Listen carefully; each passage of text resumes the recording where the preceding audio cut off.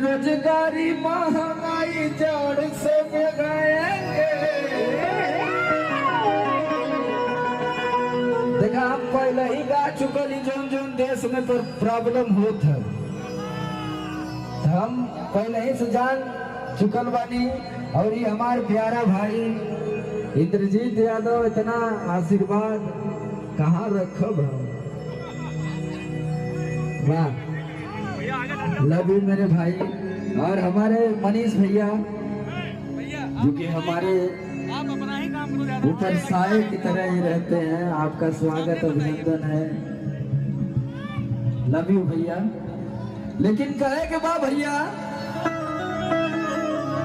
कि बेरोजगारी महंगाई पहले ना भैया